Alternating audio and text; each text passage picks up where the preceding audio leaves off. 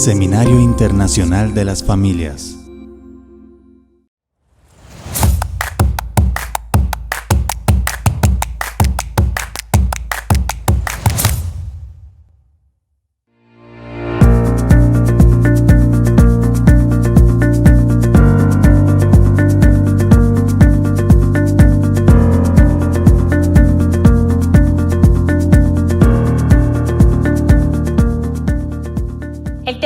Correspondió a mí el día de hoy. Es un tema un poco técnico, pero es un tema muy importante de que podamos entenderlo. Vamos a hablar del litigio estratégico, pero lo vamos a hacer a través de casos reales y vamos a identificar qué tiene el litigio estratégico en cuanto a su agenda, pero también qué podemos ganar en el marco de un litigio estratégico que pretende imponer una agenda ideológica. Antes de entrar a desarrollar este tema, me parece muy importante que nosotros pudiéramos hacer dos precisiones que trato de hacerlas cada vez que tengo la oportunidad de dirigirme a un público tan especial. El primero tiene que ver con el alcance real de los derechos humanos. No me voy a centrar en los aspectos filosóficos, el fundamento filosófico de los derechos humanos, ni su definición jurídica o internacional, sino voy a hacer una explicación sencilla, pero profunda. Los derechos humanos son derechos humanos porque son inherentes a nosotros, por el solo hecho de ser personas. Son aquellos derechos que nos permiten ejercer nuestra dignidad. Por lo tanto, no corresponde a ningún movimiento político, ni de izquierda ni derecha, ni corresponde a ninguna ideología. Nos corresponde a nosotros por el solo hecho de ser seres humanos. ¿Por qué me parece importante señalar esto? Porque muchas veces cuando encuentro escenarios donde trabajamos diversos temas, me he encontrado con una prevención en relación con los derechos humanos. Y es una prevención razonable, porque el día de hoy está siendo utilizado o está siendo instrumentalizado para imponer una agenda ideológica.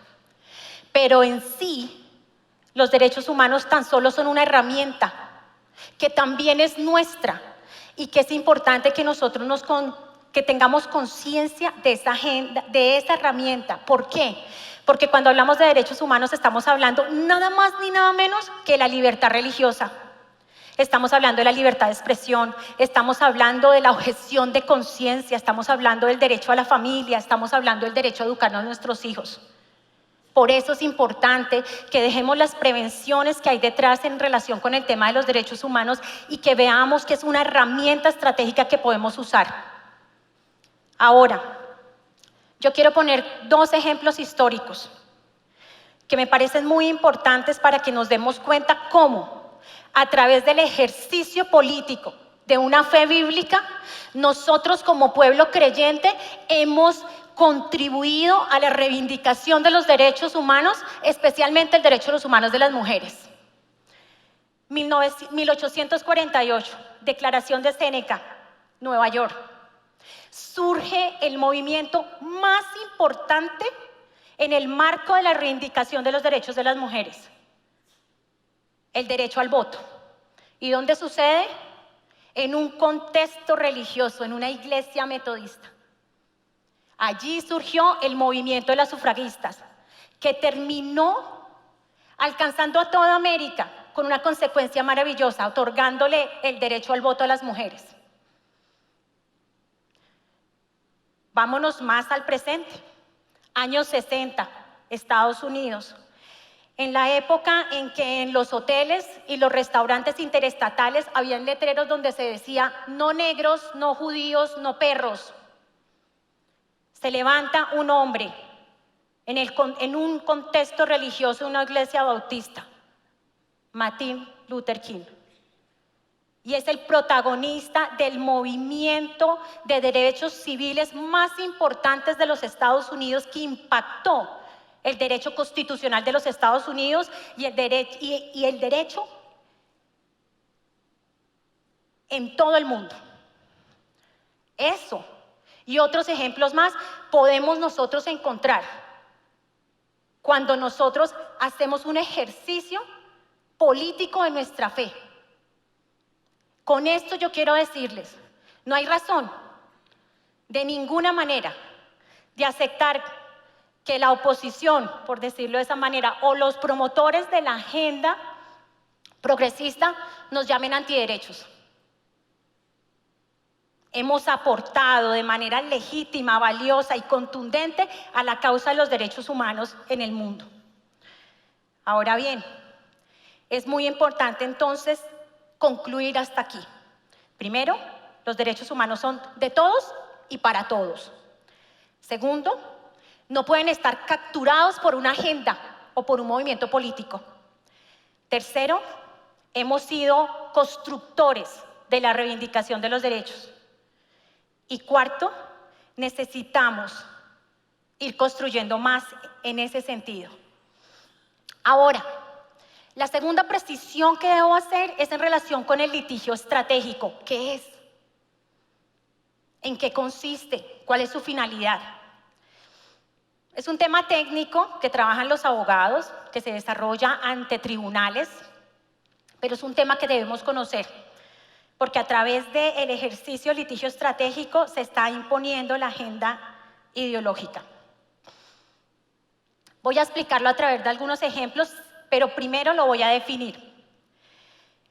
El litigio estratégico consiste en que no solamente la sentencia que yo obtengo en un tribunal judicial va a reconocer a una víctima en sus derechos a la verdad, a la vida y a la reparación, sino que también, es decir, además de reconocer a la víctima en sus derechos, la sentencia impacta de manera estructural una situación. Es decir, que la sentencia va a impactar una situación estructural, va a impactar una ley, va a impactar una práctica administrativa o va a impactar un contexto en el cual se está desarrollando situaciones que generan violación de derechos humanos. ¿Cómo se hace el litigio estratégico? Es técnico, pero quisiera decirse que se hace a través de escoger casos emblemáticos. ¿Qué es un caso emblemático? Es un caso representativo, un caso que simboliza y representa una situación. Segundo, el litigio estratégico se hace a nivel nacional y a nivel internacional, y al mismo tiempo se puede hacer en varios niveles internacionales, en Naciones Unidas y en el Sistema Interamericano de Derechos Humanos.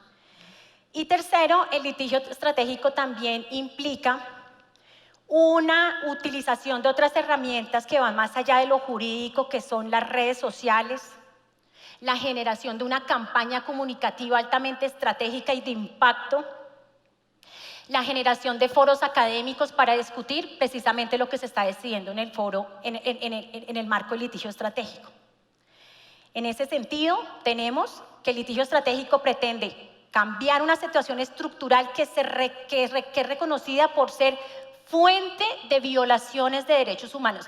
Y aquí es donde yo les pido que me sigan con mucha atención, porque voy a hablar de algunos ejemplos. Si el litigio estratégico me permite a mí cambiar situaciones que son violatorias de derechos humanos a través de casos emblemáticos que yo escojo para poderlos llevar a un tribunal, y lo vengo acompañando con litigio en diferentes niveles y con una estrategia comunicativa, inteligente, estratégica y de impacto, me permite a mí decir que estoy frente a un trabajo altamente estratégico ante tribunales judiciales e internacionales. Vamos a ver un ejemplo. Aquí voy a poner un litigio estratégico relacionado con una situación estructural que genera graves violaciones de derechos humanos. Y en este lado voy a poner un litigio estratégico que pretende imponer una agenda ideológica. ¿Ya empezamos a ver la diferencia? Aquí lo que estoy haciendo es buscar cambiar una situación injusta que me ha generado muchísimas víctimas. Pero mientras que en este lugar lo que estoy pensando, lo que estoy buscando es imponer un cambio estructural, cultural y político sin ningún fundamento. Ahora, ¿recuerdan que les dije que el litigio estratégico, la partida del litigio estratégico es escoger los casos? Bueno, entonces vamos a mirar en este lado, el lugar donde nos encontramos en la vulneración de los derechos humanos de personas que resultan altamente vulnerables. No voy a hablar de desaparición forzada, ni de masacres, ni de ejecuciones extrajudiciales, sino voy a hablar de situaciones absolutamente invisibilizadas. Pacientes con enfermedades raras. ¿Qué es eso, Margarita? Son personas que sufren unas enfermedades que son crónicas, debilitantes, degenerativas, sin ninguna esperanza de vida. ¿Por qué resulta un tema de un paciente de enfermedades raras en esta situación y en este lugar? Para que ustedes vean cómo se maneja el litigio estratégico. Estas personas no tienen diagnóstico, no tienen medicamentos, mueren a causa del dolor crónico que sufren las enfermedades y son absolutamente invisibles. Todo su núcleo familiar es destruido por la enfermedad, sin ninguna asistencia del Estado. Entonces podemos encontrar que estamos frente a ¿qué? Una situación estructural que no ha sido atendida por el Estado y tenemos una población vulnerable, ¿cierto? Aquí, en este lado, vamos a colocar estos pacientes. Y aquí vamos a buscar en el litigio estratégico que pretende imponer una agenda, vamos a poner el tema de la despenalización del aborto. ¿Cuáles son los derechos que se vulneran? El derecho a la mujer a decidir, el derecho a la autonomía de la mujer, el derecho a la dignidad de la mujer. ¿Qué es lo que se está buscando con la despenalización del aborto? Ya ustedes pueden ver de entrada dos factores que son absolutamente contrarios el uno al otro. Ahora, vamos a escoger los casos. ¿Recuerdan que les dije que para hacer litigio estratégico necesitamos casos emblemáticos y representativos? Casos que me representen a mí una situación que viva un montón de personas. Bueno, hagamos el ejercicio.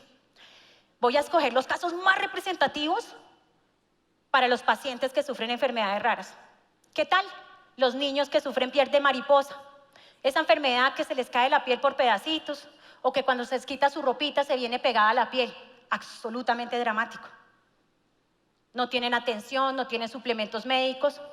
Y si escojo en mi caso un niño indígena y además de eso escojo que sea huérfano y además de eso escojo que sea un niño en condición de pobreza, el caso es emblemático, estratégico y absolutamente sensible.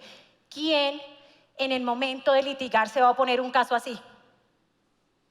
Pero con ese caso que pretendo, recordamos, no solamente obtener sentencia favorable a favor de ese niño para que se reconozca la justicia, sino que además de eso, quiero cambiar la situación estructural de donde salió ese niño y sus graves violaciones de derechos humanos. Ahora, vámonos al otro lado. El litigio y su imposición ideológica. ¿Qué casos vamos a escoger? Las niñas embarazadas. ¿Qué otros casos podemos escoger? Las mujeres que están embarazadas, que tienen una enfermedad crónica y que su vida puede peligrar. ¿Casos sensibles? Sí. ¿Casos complicados? Sí. ¿Pero casos emblemáticos? No. ¿Y por qué no son emblemáticos? Porque no son representativos. ¿Y por qué no son representativos? Por una sencilla razón. Porque los embarazos provocados por violencia sexual y los embarazos que ponen en riesgo la vida de las madres, gracias a Dios, son mínimos en su porcentaje. Es decir, no son casos prevalentes. Ya seguimos viendo las diferencias. Ahora, ¿qué es lo que nosotros vamos a buscar en relación con esto?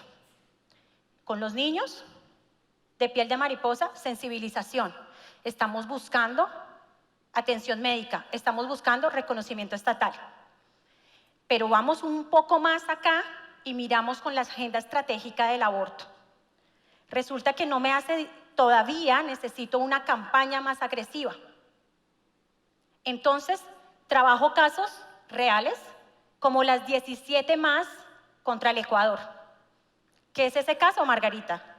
Ese caso consiste en una campaña internacional liderada por Amnistía Internacional y muchísimas otras organizaciones, donde se pretende decir que en El Salvador criminalizan a las mujeres por homicidio y las condenan a penas de más de 40 años por tener complicaciones ginecológicas, por tener abortos espontáneos. La realidad es otra. Hay un trabajo muy juicioso de una licenciada en donde ha comprobado a través del estudio de los expedientes que cada una de estas madres que tienen condenas de 40 años por homicidio agravado, ellas mismas mataron a sus hijos. Y hoy hay una campaña internacional haciéndolas ver como víctimas de una persecución estatal que pretende romper, acabar los derechos de las mujeres. ¿Se acuerdan que les dije que el litigio estratégico viene acompañado de campañas de otros elementos que van más allá de los elementos jurídicos, como las campañas informativas, inteligentes y de alto impacto? Este es el ejemplo. Este es el ejemplo, las 17 y más. Cuando recuerden 17 y más, ahorita vamos 17 y 197 más, que muestran que El Salvador criminaliza a las mujeres y que tiene una agenda totalmente de persecución contra las mujeres. Otro ejemplo de comunicación estratégica de impacto. Niñas no madres, Perú. Se están recogiendo casos en donde necesitan mostrar que el aborto es necesario. ¿A través de qué? De los casos más dolorosos de niñas de 10, 12 años que como consecuencia de violencia sexual han quedado embarazadas.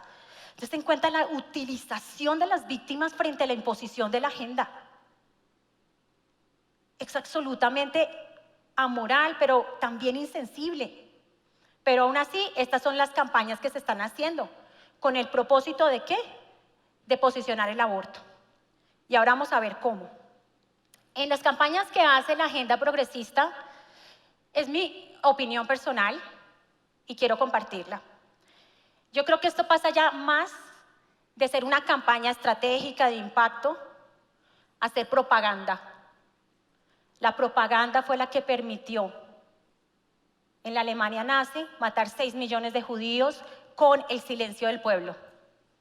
La propaganda es absolutamente peligrosa porque es una manipulación de mentiras y verdades que llevan a la gente a pensar todas igual, sin advertir, por lo menos, la necesidad de parar un poco y razonar. Esa es la propaganda. Y yo lo que considero es que ellos no hacen campañas estratégicas, sino propaganda a través de la manipulación de los hechos, la utilización de las víctimas. ¿Para qué? Para que todos piensen igual. ¿Hacia qué? Hacia la creación del derecho humano como un aborto. Resumamos hasta aquí. Los derechos humanos los necesitamos. El litigio estratégico lo necesitamos porque estos niños necesitan que hagamos este litigio, ¿cierto? Ahora, son herramientas que tenemos a nuestra disposición, que tenemos que aprender a manejarlas, que tenemos que usarlas y que tenemos que rescatarlas hoy de las manos de quienes las tienen capturadas al servicio a lo perverso.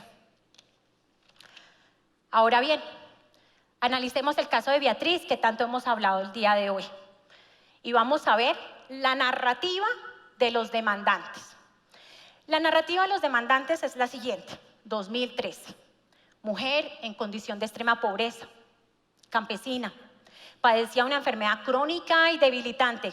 ¿Les suena familiar lo que les expliqué cuando escogen casos emblemáticos? Pobreza, condición de pobreza, factor de vulnerabilidad. Condición de mujer, factor de vulnerabilidad, lo dejo entre paréntesis porque las mujeres de por sí no somos vulnerables, pero bueno, démosles ese en gracia discusión. Y mujer pobre, pero también que padece una enfermedad crónica y debilitante como el lupus y la artritis reumatoidea. Segundo embarazo, su vida está en riesgo. Contexto, demandantes, repito. Presentación de la narrativa, demandantes. Víctima, ya la describimos. Ahora describamos el contexto que utilizan los demandantes. El Salvador retornó a su código penal y impuso el aborto. Y prohíbe el aborto de manera absoluta. Es decir, que El Salvador no reconoce ninguna causal. El propósito del Salvador es desatar una persecución sin precedentes a todas las mujeres que sufren una emergencia ginecológica. Esa es la narrativa. Y esa narrativa se complementa, ¿se acuerdan que les hablé de las 17 y más? Bueno, entonces ya estamos hablando de 200 mujeres que han sido criminalizadas no por matar a sus hijos, sino porque tuvieron una situación ginecológica, un aborto espontáneo. En este marco, el contexto que presentan los demandantes, se presenta el caso de Beatriz. Si nosotros de manera ingenua escuchamos esto, nos alarmamos. Ahora bien, como ya tenemos entendimiento, gracias a Dios primeramente y a estos escenarios, sabemos que eso es una estrategia y una propaganda que tiene un propósito muy complicado. Se presenta el caso de Beatriz como emblemático. El caso de Beatriz representa a millones de mujeres en Latinoamérica que sufren persecución por quedar embarazadas y tener una enfermedad crónica. Narrativa perversa, mentirosa y lo que es peor aún, utilizando y engañando a una inocente víctima. ¿Cuál es la realidad? Una mujer salvadoreña con escasos recursos, pero se les olvidó un pequeño detalle, que fue manipulada, engañada y utilizada de la manera más vil por los grupos abortistas, con el propósito perverso de imponer el aborto como un derecho humano. Ahora, a ella le hicieron creer que si no abortaba, ella iba a morir. Cuando quedó embarazada, se dio cuenta a través de un control de emergencia que ella venía con complicaciones, su bebita venía con complicaciones y que tenía un problema de malformación congénita. Pero ella, esta situación del ultrasonido que reveló esta situación de malformación congénita, no fundamentó su decisión de solicitar un aborto. Su decisión de solicitar un aborto fue precisamente la mentira. Y la mentira fue, si no abortas te mueres. Una mujer pobre, sin estudios, vulnerable, perseguida por organizaciones abortistas, ¿qué decisión va a tomar? Les creyó. Solicitó su aborto y comenzó una batalla legal. Mientras esto, nació su bebé, una pequeñita que nació en junio del 2013. Le puso Leani, le puso un nombre bello y la niña murió 5 horas después. ¿Qué pasó? La historia no termina ahí. La historia termina con una demanda a la Corte ante el Sistema Interamericano de Derechos Humanos.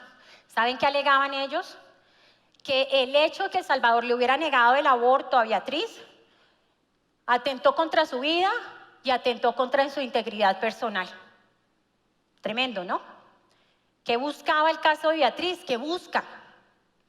El reconocimiento del derecho, el reconocimiento de que el aborto es un derecho humano.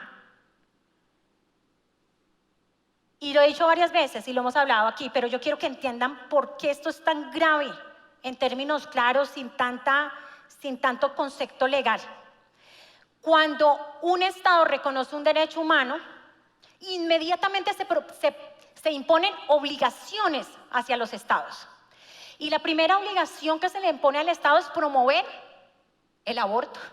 Ustedes se imaginan campañas a todo nivel del Estado costarricense promoviendo el aborto a nivel local, a nivel nacional, en escuelas, en universidades, y lo que es peor, con sus impuestos, con nuestros impuestos.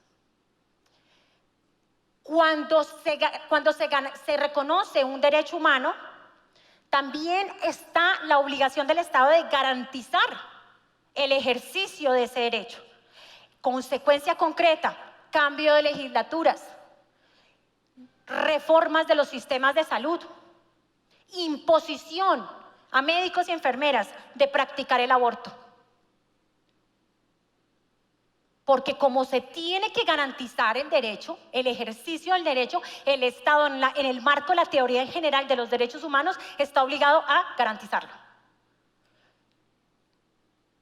Y como tercer punto, y aquí es donde yo quiero prender las alarmas, en el marco de la garantía de los derechos humanos existe una obligación que se llama investigar, juzgar y sancionar a los responsables que impiden el ejercicio de los derechos. Óigase bien, investigar, juzgar y sancionar. ¿Y a quiénes van a investigar, juzgar y sancionar por oponerse al aborto? La primera línea, nuestros médicos, nuestras enfermeras, nuestros anestesiólogos, objetores de conciencia, pero no les va a valer. Van a ser los primeros en ser investigados, juzgados y sancionados. ¿Quiénes siguen? Los ministros, los que educan el pueblo en las Sagradas Escrituras. ¿Quiénes siguen? Los padres que se oponen, que enseñan en sus casas que el aborto es un crimen. ¿Quiénes siguen? En general, el pueblo creyente. Con esto solamente quiero señalar algo. Y por eso es que es tan importante esta clase de seminarios, es tan importante que todo lo que se discuta aquí lo tomemos muy en serio. Porque en la medida en que los derechos, escuchen muy bien lo que les voy a decir, en la medida en que la agenda progresista va avanzando, nuestros derechos a la libertad de expresión, a la libertad religiosa, van decreciendo. Desafortunadamente, es proporcional el crecimiento de ellos en relación con la imposición de supuestos derechos a través de una agenda ideológica al decrecimiento del ejercicio de nuestros derechos reconocidos internacionalmente y constitucionalmente. Ahora, ¿cómo ganar en este caso? ¿Cómo ganar en medio de una agenda de litigio estratégico que tiene como propósito imponer una agenda ideológica? Porque ya vimos, les mostré que está lejos de ser un verdadero litigio estratégico en materia de derechos humanos, a través de un ejemplo muy concreto. Entonces, cuando no es una estrategia de derechos humanos, cae en esto, imposición ideológica. ¿Cómo ganar? Cuando los recursos son ilimitados. ¿Cómo ganar cuando uno se da cuenta de un día para otro que tiene un monstruo que tiene 1000 brazos? ¿Cómo ganar? Maloro dijo algo que me tocó mi corazón de manera muy especial. Y en la mesa con los que yo estuve compartiendo a la hora del almuerzo, también hablaron y compartieron algo que quiero compartir ahorita. Primeramente, no tenemos que perder la fe. El monstruo es gigante, pero al Dios al que le servimos es más grande que el monstruo que enfrentamos.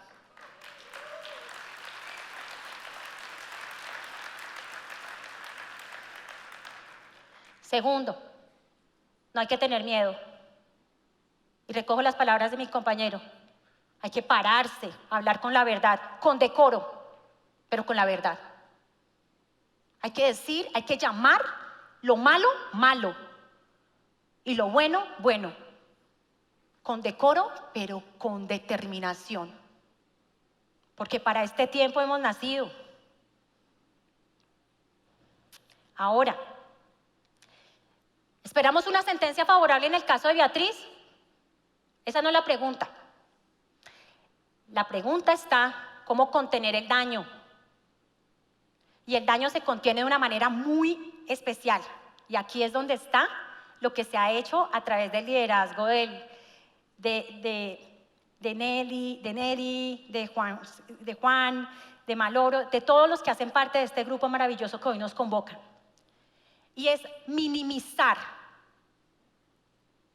Escuchen esta palabra, minimizar las pretensiones de la demanda. ¿Cuál es la pretensión aquí? Lograr que el aborto sea un derecho humano. ¿Qué están haciendo y qué hicieron? Contener el daño. En derecho eso se llama minimizar las pretensiones de la demanda, es decir, tratar de que el que me ha demandado a mí obtenga menos. Y en la guerra se llama control de daño colateral. Y eso es lo que se hizo. ¿A través de qué? Una estrategia muy bien planeada, liderada por supuesto por el Espíritu Santo, creo yo, porque fue maravillosa. ¿Pero qué se hizo? La identificación de un grupo de abogados de las mejores calidades académicas y personales. Los procesos de concientización previos que hicieron antes de la sentencia, involucraron al pueblo creyente en esto. Ahora les voy a mostrar. Y adicionalmente a esto, de generar este proceso de concientización, generaron un involucramiento identificando autores estratégicos. Miren, yo llevo 25 años trabajando el tema de derechos humanos y nunca había visto una estrategia de estas de nuestra parte. Pensaron en todo, en lo jurídico. Pensaron en lo estratégico. Les recuerdo, ¿se acuerdan que les dije de la estrategia comunicativa y de impacto? Lo hicieron y ya se les muestro cómo. Pero pensaron en otra cosa, y es en la involucración del pueblo creyente. Y levantaron un ejército de intercesores. Y cuando pensaron en lo jurídico, verificaron las credenciales de los mejores abogados que podrían pararse al frente de un tribunal y decir, un no nacido tiene derecho a la vida porque es un ser humano, y lo lograron. Ahora, ¿cuáles son las lecciones aprendidas en todo esto? Abogados, estrategia comunicacional, procesos de concientización, involucración del pueblo cristiano, pueblo católico, el pueblo creyente, hicieron un frente común. Yo quiero que mis compañeros que manejan el tema de las proyecciones me ayuden a navegar rápidamente la estrategia comunicacional que se hizo en este momento para efectos de mostrarles a ustedes lo interesante de este proceso y las lecciones aprendidas que tenemos para lo que le corresponde ahora a Costa Rica a través del caso Ana y Aura. No, la página web. Perfecto. Esta fue la página que crearon. Vamos a ver rápidamente el video.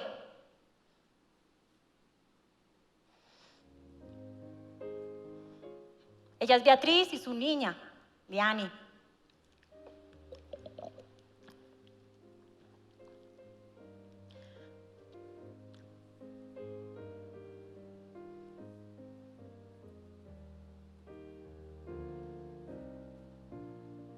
¿Está corriendo el video?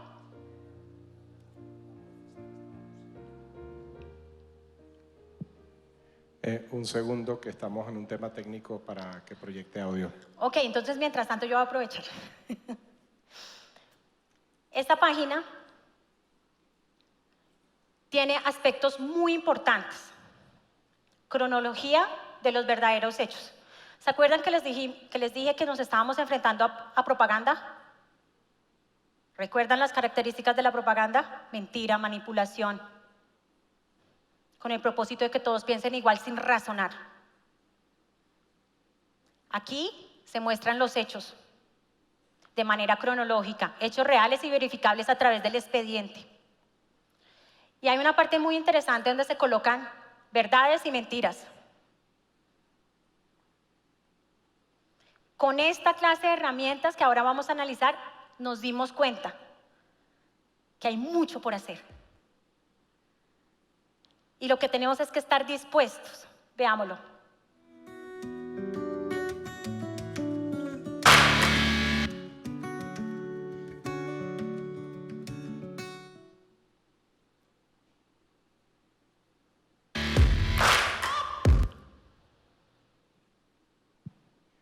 Un segundito que está cargando la página. Disculpe. Bueno, voy a seguir entonces con el caso, porque tengo 5 minutos y tenía que hablar de 3 casos. Por favor, discúlpenme. Voy a seguir con el caso de Ana Aura versus Costa Rica. Bueno, ya Salvador tuvo su turno, ahora les toca a los costarricenses. Este es un caso muy complicado porque el caso trata de 2 mujeres que son diagnosticadas con una patología de un feto incompatible con la vida extrauterina. Son 2 casos totalmente distintos, pero los acumularon ¿para qué? Por estrategia, para darle más fuerza a la demanda. Pero ¿cuál es el problema? Si el Código Penal de Costa Rica permite en su artículo 121 el aborto terapéutico. El problema es que las feministas dicen, feministas no, el problema es que los grupos abortistas lo que están señalando es que es insuficiente que Costa Rica permita el aborto terapéutico, que el problema que existe con Costa Rica es precisamente que no existen protocolos especializados, que no existen guías clínicas ni guías sanitarias para que los médicos puedan garantizar el aborto. Es decir, que a través de estos casos les quieren cambiar el sistema de salud. Ahora, ojo con esto, con lo que están pidiendo, que eso me parece muy peligroso y me pareció novedoso y, bueno, y perverso, porque no lo había escuchado en otros litigios. Están pidiendo lo mismo que piden, que se garantice el ejercicio, al derecho al aborto seguro y legal, pero hay 2 peticiones muy complicadas en este litigio. ¿Cuáles son? Contrarrestar que se obligue al Estado de Costa Rica a divulgar la importancia de estos 2 casos con el propósito de contrarrestar la discriminación que sufre la mujer y con el propósito de evitar la tortura, los tratos crueles, inhumanos y degradantes. Ustedes escuchan la terminología que yo estoy señalando que ellas están utilizando, que existe una situación de discriminación contra la mujer en Costa Rica por no permitir, por no tener las guías clínicas, por no hacer efectivo el derecho al aborto terapéutico. Y que adicionalmente a eso se dice de manera muy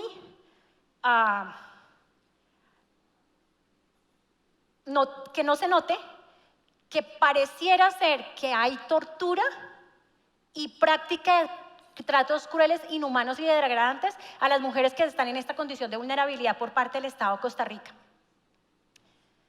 Este es el escenario que yo quería presentarles para respetar el tiempo. ¿Tenemos la página lista? Naveguemos la página sin el video, por favor. Vamos a cerrar. presentar la pantalla, muy bien. Dale, a ver. El video sigue descargando muy pesado. No, entonces naveguemos la pantalla, que ahí está la información clave. Perfecto, página web, ok. Dale, gracias.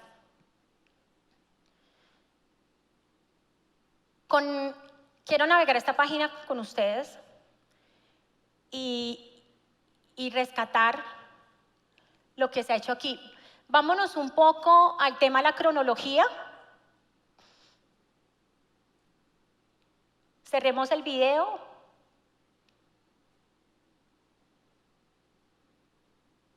Perfecto. Vámonos ahí cuentan la historia. Ahí está toda la historia, la real, porque hay 2 verdades.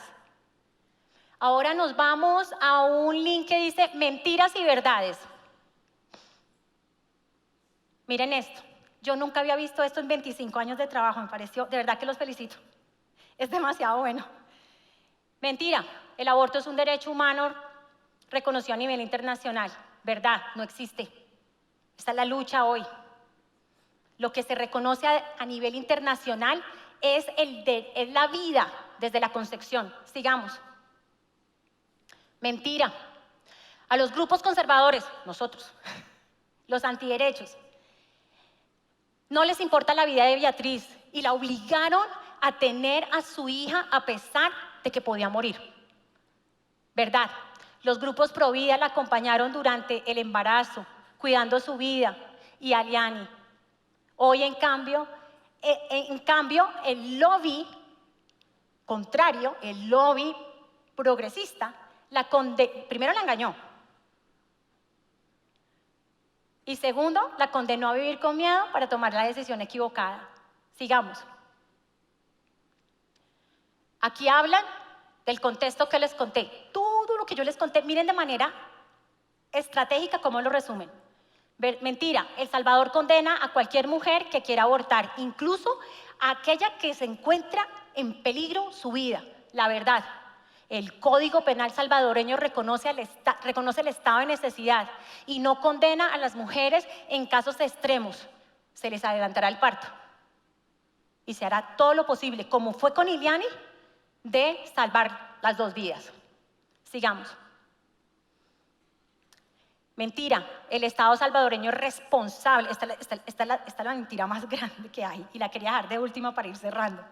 El Estado salvadoreño es responsable de la muerte de Beatriz al no brindarle el aborto. ¿Verdad? Los médicos en todo momento protegieron la vida de Beatriz y de la niña que está por nacer. Beatriz murió, pero no murió a causa de esto. Murió como consecuencia de un accidente de tránsito 4 años después. 4 años después. Sigamos. Beatriz, mentira. Beatriz murió como consecuencia de las complicaciones del aborto no practicado. Verdad. Beatriz se recuperó de su cesárea, vivió varios años y murió de manera desafortunada en un accidente de tránsito en el 2017. Este es el trabajo que hay que hacer. Esto es lo que tenemos que apoyar, la verdad. Quisiera concluir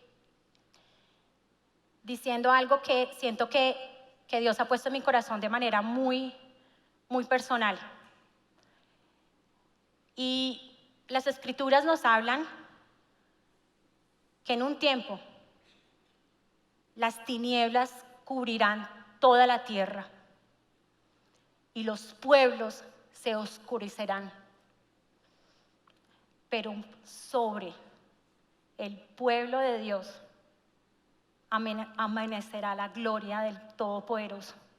Amanecerá la gloria de aquel que habita en lugares trascendentes, en la luz inaccesible. Y va a caer sobre cada uno de los que tengamos coherencia en nuestras vidas respecto a la realidad de Dios y su palabra, y los que mantengamos la verdad al final. Al final conocemos nosotros cuál es el resultado de la guerra que hoy se está planteando. Nosotros sabemos cuál es el final. El punto hoy es pensar si queremos ser protagonistas de la luz que va a resplandecer cuando la tierra se cubra de oscuridad y de tener el estandarte de Cristo firme para que se diga, todavía hay gente que dice, así ha dicho el Señor.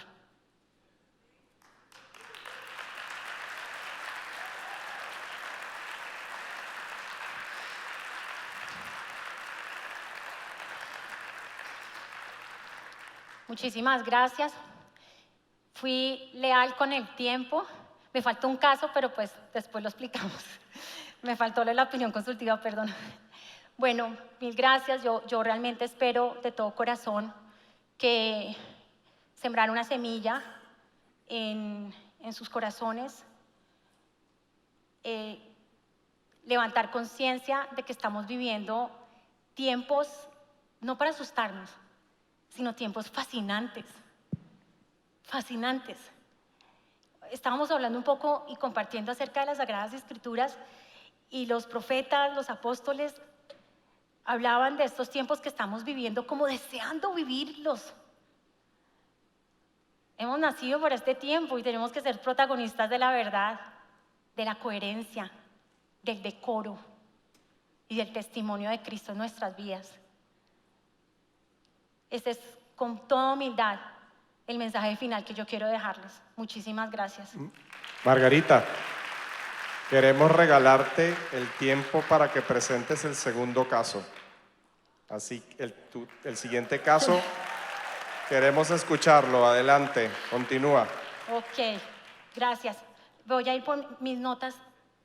Perdón. Con gusto, pero es que es muy, muy completa tu presentación. Queremos escucharla. Muchísimas gracias, de verdad que sí. Yo quiero ser respetuosa con el tiempo porque es muy importante. El caso siguiente que nuestro grupo ha querido, gracias muñeca, ha querido que hablemos, es el que tiene que ver con la opinión consultiva que Neidy nos explicó esta mañana de una manera bastante magistral en relación de dónde surgen, en relación de su naturaleza y en relación de su alcance. ¿Recuerdan que ella habló del soul law o el derecho blando? ¿Recuerdan que ella habló de que son instrumentos que se emanan en los escenarios internacionales que no son obligatorios, no tienen fuerza vinculante, sin embargo los están haciendo uso de ellos de una manera despiadada, quebrando el derecho y quebrando el Estado de Derecho? Porque a través de instrumentos que no son obligatorios, pretenden imponer estándares que no existen. No existen. Y la opinión consultiva es un ejemplo de eso. Es la opinión consultiva de la Corte Interamericana de Derechos Humanos, con sede aquí en Costa Rica, del 24 de noviembre del 2017. Esa opinión consultiva es una opinión que no resulta obligatoria para los estados, solo derecho blando, pero se está imponiendo. ¿Y cómo llegamos a esta opinión consultiva? Desafortunadamente, quiero pensar que fue un momento aislado y no una muestra de una situación sistemática del Estado costarricense. Costa Rica solicitó a la comisión que le resolviera 2 preguntas absolutamente mortales para nosotros. En ese sentido, Costa Rica pregunta, lo voy a leer para que no se preste para malas interpretaciones porque es que es muy grave. El Estado de Costa Rica pregunta, tomando en cuenta que la identidad de género es una categoría protegida por el artículo 1 y 24 de la Convención, ¿el Estado debe reconocer el cambio de nombre de las personas de acuerdo a su identidad de género? ¿Ustedes se imaginan hacer una pregunta de estas en un escenario de contención como el que nosotros tenemos? Cuando Maloro nos explicó de dónde vienen los recursos que utiliza la Corte de países que quieren fomentar la agenda LGTB en nuestros países. Como dijo Neidy esta mañana, recojo sus palabras, Costa Rica le sirvió el plato a la Corte. Segunda pregunta, en caso de que la respuesta anterior fuera afirmativa, ¿se podría considerar que una persona interesada en modificar su nombre de pila solo puede acudir a un proceso judicial o lo puede hacer a través de una vía administrativa? ¿Y qué pasa entonces con la protección que reconoce el Estado a todos los derechos patrimoniales de las personas que están con el mismo sexo? Y pues, por supuesto, los recursos para financiar el trabajo, la composición de la Corte, como nos explicaron esta mañana, pero también el momento preciso que auspició Costa Rica fueron el cóctel perfecto, o llamaría yo, la tormenta perfecta para llegar al siguiente resultado. El siguiente resultado lo puedo resumir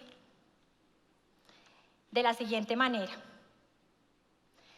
dicen que la Corte Interamericana de Derechos Humanos protege la vida, la integridad y el derecho a la familia, y que por lo tanto se extiende la misma protección a las personas de un mismo sexo. Con toda esta tormenta perfecta, lo que se está validando es el matrimonio de dos personas de un mismo sexo, con todas las consecuencias jurídicas que tiene el matrimonio. ¿Por qué es tan grave? Porque cuando se erosiona el derecho, cualquier cosa puede pasar. Los varones o las amigas o amigos que están aquí presentes, cuando cada uno vamos a jugar un partido de fútbol, un partido de básquetbol, vamos a jugar un póker, un juego, ¿qué es lo primero que pedimos cuando vamos a jugar? ¿Cuáles son las reglas del juego? ¿Cierto? Pues las reglas del juego, frente al derecho a la vida, y las reglas del juego, frente al matrimonio, estaban establecidas de manera clara e inequívoca, sin ninguna interpretación. ¿Cuáles eran? Artículo 4. Convención Americana de Derechos Humanos. Se reconoce la vida desde antes de nacer. ¿Alguno de ustedes me puede decir esa expresión puede interpretarse de otra manera? No hay manera de interpretarlo de otra manera. Se reconoce la vida desde su concepción. Familia. Se reconoce el derecho al matrimonio entre un hombre y una mujer. ¿Alguno me puede decir si esta regla tiene alguna interpretación? Es claro que no. La descripción de la regla es absolutamente clara. Pero han tenido que hacer todo este proceso que desde esta mañana hemos estado hablando para llegar ¿a qué? A erosionar el derecho internacional de los derechos humanos, a quebrantar la soberanía de un Estado, a quebrantar la voluntad popular de un pueblo, para imponer un pensamiento absolutamente contrario a una cultura latinoamericana y, lo que es peor, perseguir a aquel que esté totalmente en contra de esto. Vamos a la noticia que pusiste, por favor, la quiero proyectar un momento en relación con el LGTB y cerramos con esto. Con esto quisiera decir que el avance de la agenda LGTB, como el avance de la agenda abortista, es absolutamente peligrosa y hay que contener daños. Porque ¿ustedes no se han dado cuenta que las dos agendas tienen un propósito común? Y es destruir a los niños. Desde el vientre de las mamás. Pero los que ya nacieron, destruir su inocencia. Corromperlos. Botar sobre su inocencia toda la perversidad. Ambas. Y si pudiéramos ahondar y andar con otras agendas, el factor común son nuestros hijos. ONU llama a los gobiernos a adoptar agenda LGTB. Julio 15 del 2023, este año. Él es Víctor Madrigal, costarricense. Él es el relator de Naciones Unidas para LGTB y hace unas declaraciones en este informe muy delicadas. Vamos a leer tan solo unos párrafos. La libertad religiosa termina donde comienzan los derechos del LGTB. Esta es la conclusión de un nuevo informe de las Naciones Unidas sobre el derecho a la libertad religiosa y creencias. La ONU llama a infiltrar a las religiones desde el interior para promover la agenda LGTB y de género.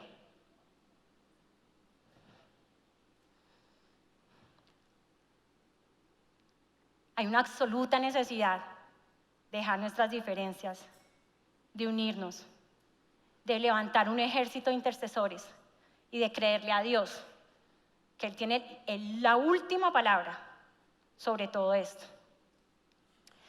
Con esto quiero terminar. Muchísimas gracias. Por favor, discúlpenme haber pasado el tiempo. Y si tienen alguna pregunta, la puedo resolver. Y si no, pues afuera. Muchísimas gracias.